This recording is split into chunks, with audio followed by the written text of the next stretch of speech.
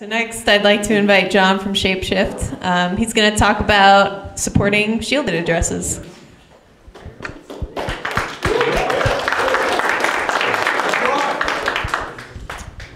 Hello, everybody. So my name is John, and I am the Chief Operations Officer at ShapeShift. So for those of you who don't know what ShapeShift is, I assume some of you do, if not many of you, but for those who don't know, we're a digital asset exchange that allows you to transfer from one type of token to another.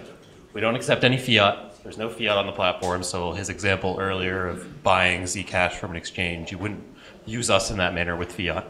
But you do have the ability to very easily go from one type to another, and we do this all without ever holding your funds. That's kind of our claim to fame in many ways, is that we're non-custodial. We never hold your funds for any length of time. You never leave funds with us. That's kind of what we built everything around.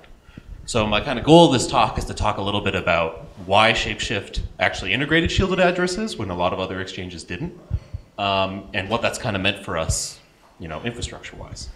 So the first thing when I got asked to make this talk was, talk a little bit about why you added that, which I thought was an interesting question, because for us at ShapeShift, it wasn't a very hard decision to try to add some support for shielded addresses. In fact, for us, it seemed like an obvious decision. Apparently, a lot of other exchanges clearly made a different decision.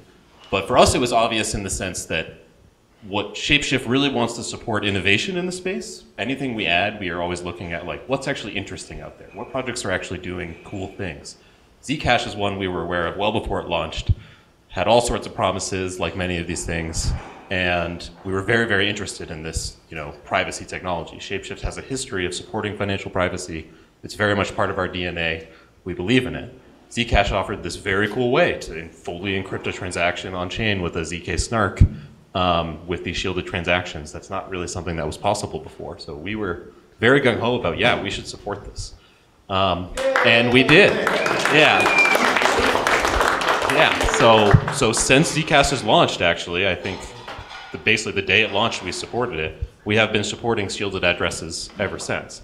Now, to be clear, we only support shielded addresses in the sense that we will send to a shielded address. We do not generate our own deposit addresses. You can't send to one of our shielded addresses when you send to us.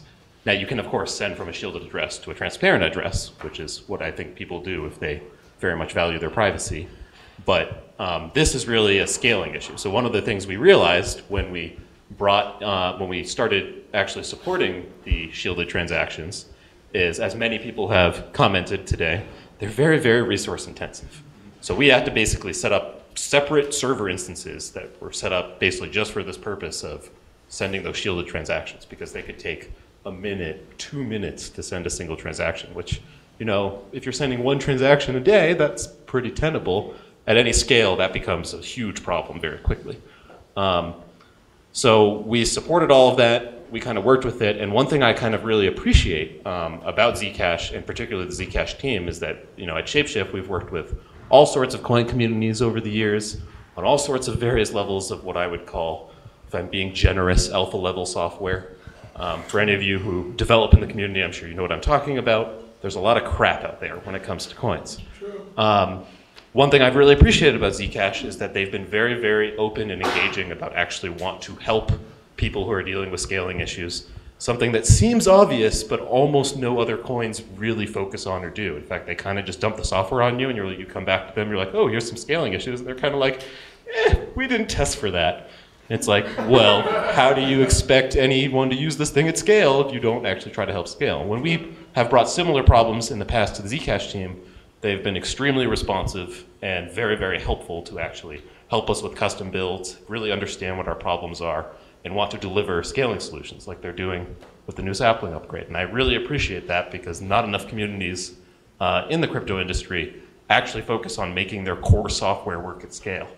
And that leads to a lot of exchanges and other companies essentially creating workarounds that are not very good, that they just do because they have to. So actually improving that core technology to scale is very important, and I appreciate that.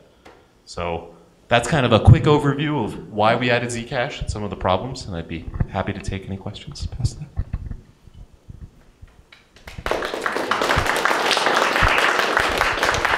Are there any implications of the new KYC requirement with ShapeShift and shielded addresses? No, nothing that would stop us from sending to shielded addresses. Obviously, there's a KYC requirement, so to the degree that you were talking about other exchanges earlier and they'll have your information, et cetera, like that won't be any different if you use KYC through us. But we will still send to that shielded address. No one else can see it. It's still shielded on-chain, all those things. So we wouldn't stop doing that. What about deposits into ShapeShift of shielded addresses? Like depositing to a shielded address? So we didn't, I was actually talking to a Zcash dev at the beginning here.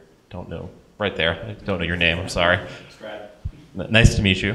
And we were actually talking about this because right now we can't really do that. It's not really scalable for us to, especially the way ShapeShift works, if any of you have used it or understand it, we generate a new deposit address for every single transaction generally. That's really not scalable with ZK snarks and shielded addresses right now. However, it sounds like in the new upgrade, it will become. We actually added this feature specifically because you told us. So we appreciate that. And we will absolutely, I'm not going to guarantee like the moment the upgrade goes live that we have that, but we will absolutely look at that and see what we can do to scale with that. One of the hard things we'll have to figure out is actually a UX question. So it was actually easy on the send because we know whether the user wants us to send to a T address or a Z address, and thus we know what type of send we have to do. If we want to do it on deposit, we're going to actually have to ask the user what type of deposit address they are, which is a little weird UX-wise, but we'll work on that. It's a good question.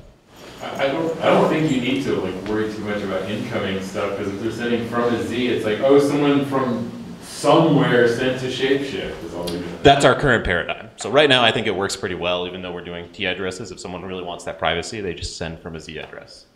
So it's a good point, but I think it'll be interesting for us to explore what kind of benefits we can offer that way. All right, thank you everybody.